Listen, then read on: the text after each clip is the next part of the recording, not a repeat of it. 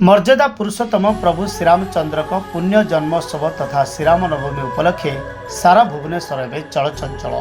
समस्त हाथ में देखा मिलता कमला रंगर पताका तासंग को जय श्री राम नारा प्रकंपित होता सारा भुवनेश्वर।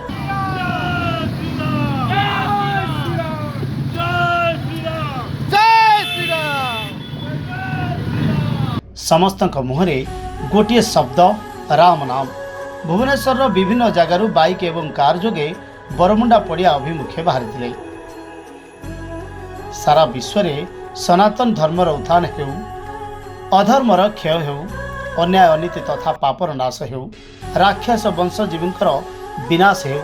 भारत वर्ष तथा सारा विश्व में सत्य धर्म न्यायर स्थापन सह शांति मैत्रीर भावना सृष्टि हेउ। श्री रामचंद्र जी आज जन्मदिन किंतु प्रति वर्ष आम रामनवमी पालन करूँ किंतु ए वर्ष मु बारंबार कहूँ से कथा ए वर्ष को आम बहुत निआर ढंग से पालन करूँ कहीं बहुत प्रतीक्ष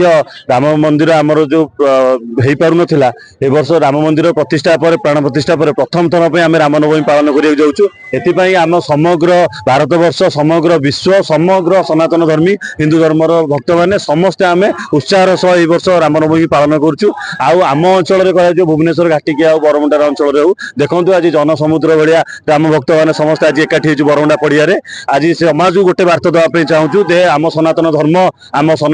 आम केमती एकाठी होचु ता सहित आम भाईचारा आमर केमती एकाठी अच्छी आउ प्रभु श्रीरामचंद्र बार्ता केमती समाज में पहुँचब समस्ते केमती जागृत हो उठे ताही आमर प्रथम बार्ता।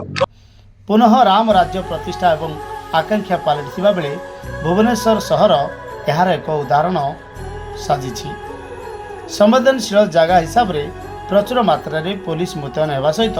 तीक्ष्ण दृष्टि रखी प्रशासन।